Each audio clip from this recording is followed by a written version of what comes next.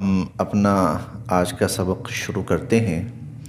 اعوذ باللہ من الشیطان الرجیم، بسم اللہ الرحمن الرحیم۔ واستعینوا، اور مدد حاصل کرو،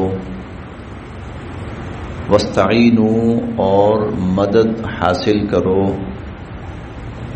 بالصبر، صبر سے، والصلاۃ، اور نماز سے۔ واستعینوا، اور مدد حاصل کرو، بالصبر، صبر سے، والصلاۃ، اور نماز سے۔ واستعینوا بالصبر والصلاۃ، اور نماز اور صبر کے ذریعے مدد حاصل کرو۔ وَإِنَّهَا، اور بے شک یہ نماز، لَكَبِيرَةٌ، لا یقیناً، تاکید کے لیے ہے، یقیناً، کبیرہ، بڑی بھاری ہے، گراں ہے، مشکل ہے۔ وَإِنَّهَا لَكَبِيرَةٌ، اور بے شک یہ نماز، یہ بہت بھاری اور بہت مشکل ہے۔ الا، ہاں مگر، الخاشعین، یا سوائے اللہ سے ڈرنے والوں کے، الا علی الخاشعین، سوائے ان پر جو اللہ سے ڈرنے والے ہیں، یعنی ان کے لیے نماز بھاری نہیں ہے، نماز مشکل نہیں ہے۔ اس آیت میں صبر اور نماز، اس کو اپنانے کی تلقین کی گئی ہے۔ تذکرہ چل رہا ہے یہود کا، تلقین کی جا رہی ہے صبر اور نماز کی۔ یہود دو بڑے رذائل میں مبتلا ہو چکے تھے، گندی عادات، مذموم صفات، صفات ذمیمہ، مذموم صفات۔ ان کو کہا جاتا ہے حب مال اور حب جاہ۔ حب مال، مال کی محبت۔ حب جاہ کسے کہتے ہیں؟ عزت، اقتدار، شہرت، ناموری، یہ دو چیزیں، اور یہ انسانی وہ ہے، خامی ہے۔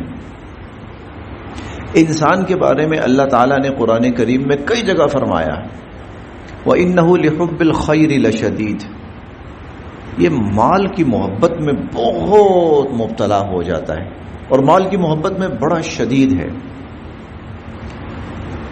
اور سورہ فجر میں ہم پڑھتے ہیں کَلَّا بَلْ تُحِبُّونَ الْعَاجِلَةَ، ہاں یہ جو دنیا ہے اور مال و دولت ہے نا، تمہیں بڑی اچھی لگتی ہے، تم اس کی محبت میں بڑے مبتلا ہو جاتے ہو۔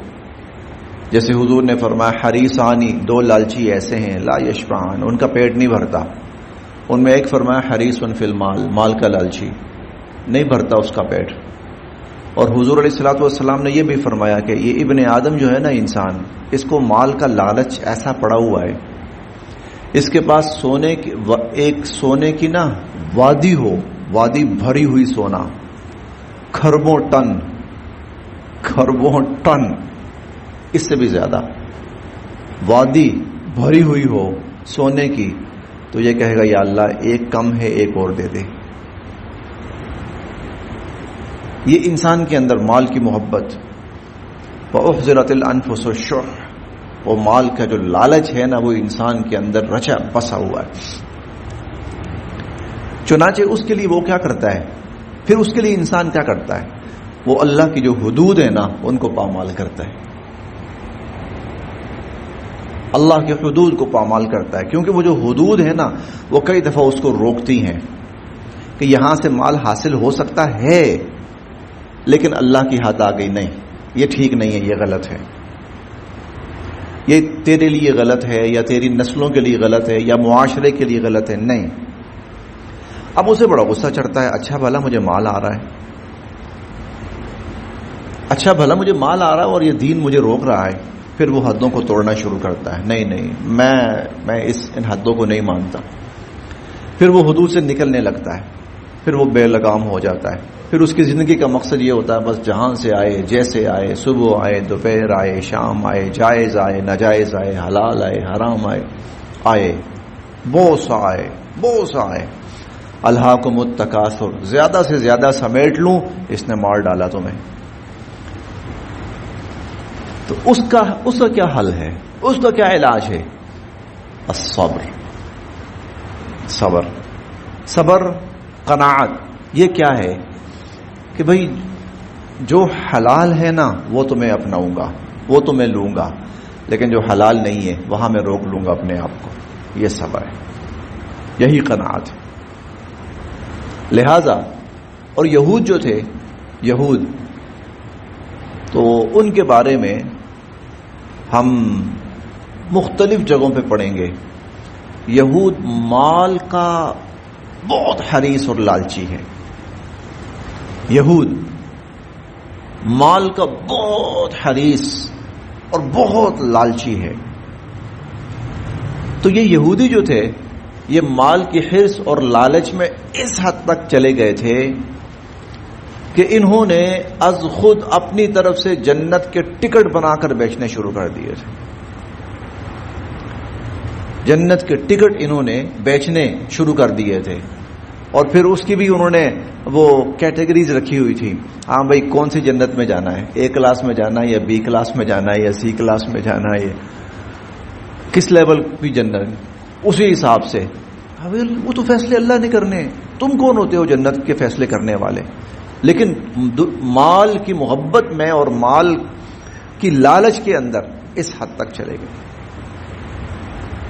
اس حد تک جہاں انہیں کہیں مالی منافع اور فائدہ نظر آتا تھا اس کے لیے وہ اللہ کے دین کا حشر نشر کرنے اور حلیہ بگاڑنے میں کوئی کسر نہیں چھوڑتے تھے. تو اللہ رب العزت نے ان کو خصوصاً، عموماً ساری انسانیت کو اور خصوصاً ان کو یہاں خطاب کرتے ہوئے کہا کہ یہ تم بے لگام ہو چکے ہو نا، اس کے لیے یہ ہے لگام ڈالو. اور لگام کیا ہے؟ صبر. اور صبر کیا ہے؟ جہاں ناجائز آ جائے گا، جہاں اللہ کی حد آ جائے گی، میں اپنے آپ کو روک لوں گا. واستعینوا، مدد حاصل کرو، بالصبر، صبر سے. والصلاۃ، دوسری چیز ہے نماز. نماز دوسرا میں نے بتایا تھا انسانی خامی، حب جاہ. انسان شہرت چاہتا ہے، عزت، شہرت، ناموری، دنیا جانے مجھے، دنیا کو پتہ چلے کہ میں کیا ہوں، میں کچھ ہوں. ابھی آپ سوشل میڈیا بہت عام ہو گیا ہے. اپنے آپ کو نمایاں کرنے کے لیے، مشہور کرنے کے لیے، وائرل کرنے کے لیے دنیا اس حد تک پاگل ہو گئی ہے کہ وہ حرام موت مرنے کے لیے تیار ہے. یہ وہی چیز ہے، پتہ چلے کہ میں ہوں کچھ، میرا نام ہونا چاہیے، میری شہرت ہونی چاہیے، لوگوں کو میرے بارے میں پتہ ہونا چاہیے. حضور علیہ الصلوۃ والسلام نے فرمایا کہ 3 چیزیں ایسی ہیں، ثلاث مہلکات، 3 چیزیں ایسی ہیں جو انسان کو مار ڈالنے والی ہیں، ہلاک کر دینے والی ہیں.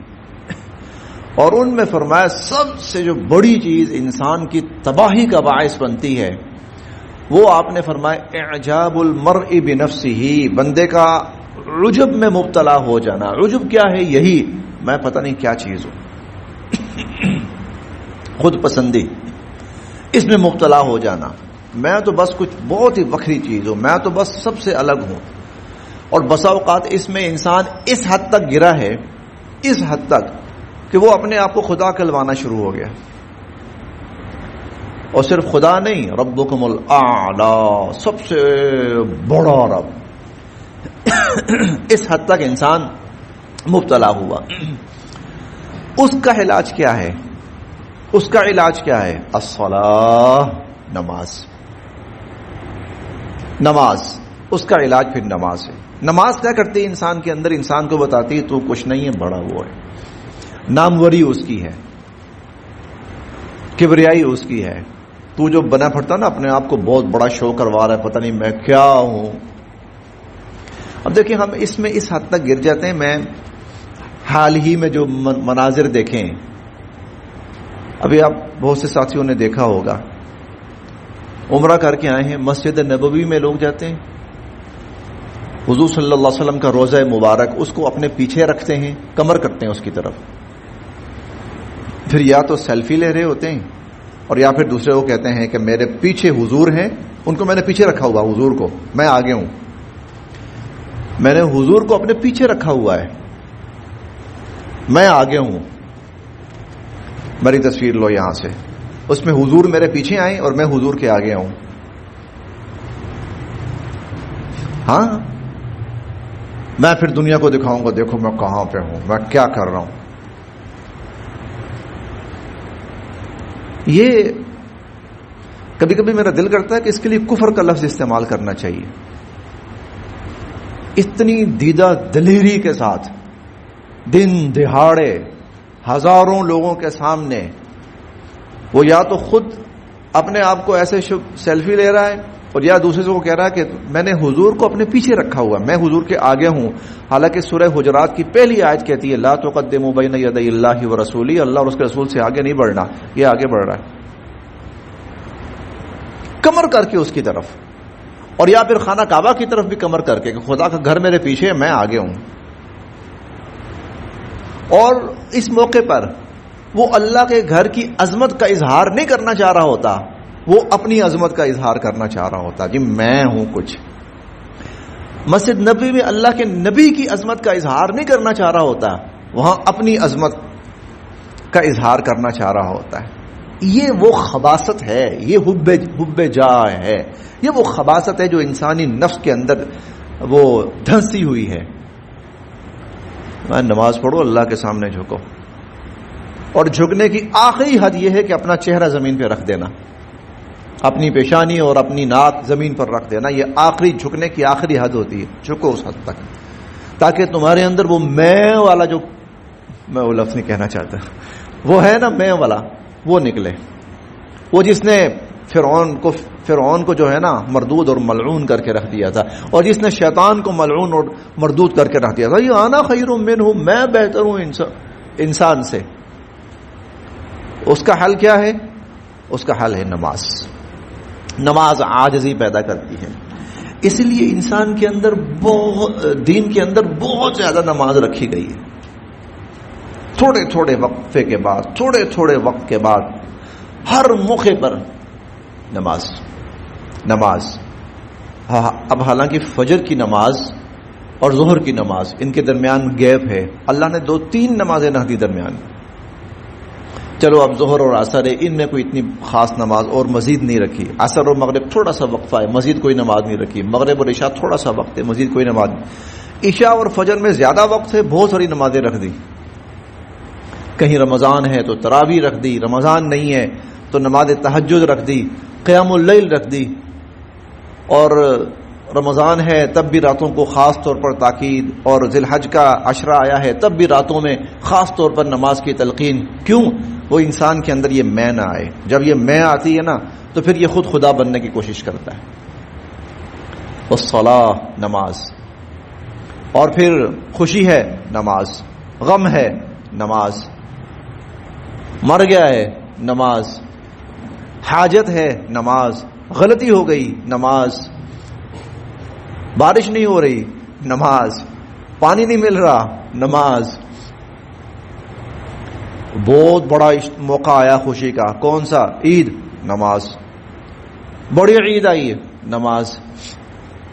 واستعینوا بالصبر والصلاۃ, مدد حاصل کرو صبر کے ذریعے اور نماز کے ذریعے.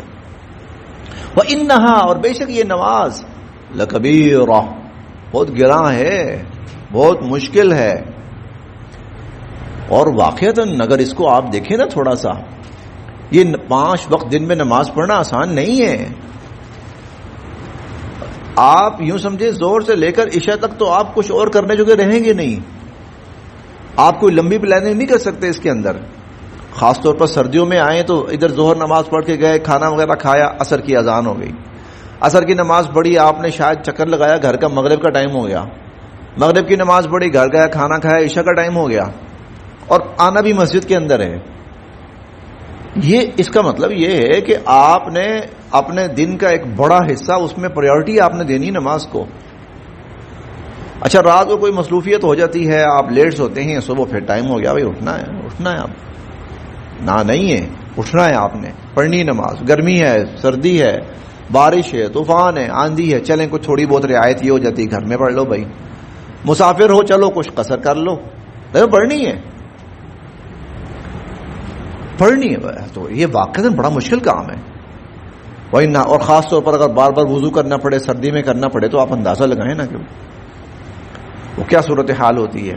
بندہ بڑی مشکل سے ایک دفعہ وضو کر کے کچھ کپڑے پہن کر، کچھ ساکس پہن کر ہلکا سا نارمل ہونے لگتا ہے، پھر اگلی نماز آ گئی. اور اگر دوبارہ وضو کرنا پڑ رہا ہے تو پھر یہ آدھا پونا گھنٹہ پھر ٹھنڈا یخ رہے گا. بھائی نہ لکبیرہ ہے، بہت مشکل ہے. لیکن اللہ، ہاں سوائے الخاشعین، جو رب سے ڈرنے والے، ان کے لیے مشکل نہیں ہے.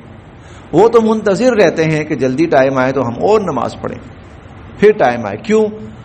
انہیں پتا ہے یہ دنیا میں بھی اپنے رب سے ملاقات کا ذریعہ ہے، یہ آخرت میں بھی اپنے رب سے ملاقات کا ذریعہ ہے.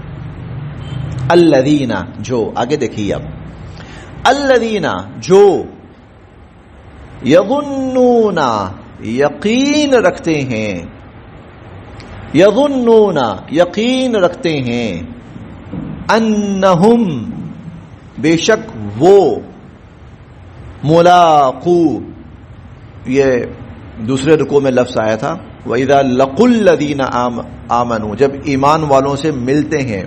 لقا اسی سے یہ لفظ بھی ہے، ملاقو ملنا. انہم ملاقو، وہ جا ملنے والے ہیں. انہم ملاقو، وہ ملاقات کرنے والے ہیں. ربہم، اپنے رب سے. انہم ملاقو ربہم، وہ اپنے رب سے ملاقات کرنے والے ہیں. الذین یظنون، جو یہ یقین رکھتے ہیں، انہم ملاقو ربہم، کہ وہ اپنے رب سے ملاقات کرنے والے ہیں. اور انہم، بے شک وہ، الیہ، اسی کی طرف، راجعون، رجوع سے ہے پلٹنا، لوٹنا. راجعون، لوٹ کر جانے والے. وَأَنَّهُمْ، اور بے شک وہ، الیہ، اسی اللہ کی طرف، راجعون، لوٹ کر جانے والے. جب یہ چیز دل میں پختہ ہو جائے کہ میں آیا بھی اس لیے ہوں کہ اپنے رب کو راضی کروں، اور پھر جانا بھی کل کو اسی کے پاس ہے، تو پھر نماز مشکل نہیں لگتی، پھر نماز بھاری نہیں. پھر احساس ہوتا ہے کہ نہیں، کچھ جب جانا ہے نا اللہ کے پاس تو کچھ لے کے جاؤں. اور کیا لے کے جاؤں؟ سب سے پہلے اس نے پوچھنا ہے، ہاں بھائی نماز تو میں لے کے جاؤں. تو پھر شوق پیدا ہوتا ہے، پھر دل ہوتا ہے کہ میں جب رب کے سامنے جاؤں گا تو میں نے کچھ نہ کچھ لے کے جانا ہے. اور جب لے کے جانا ہے تو سب سے بڑی جس چیز کی اللہ نے مجھ سے پوچھنی ہے وہ کیا ہے؟ نماز.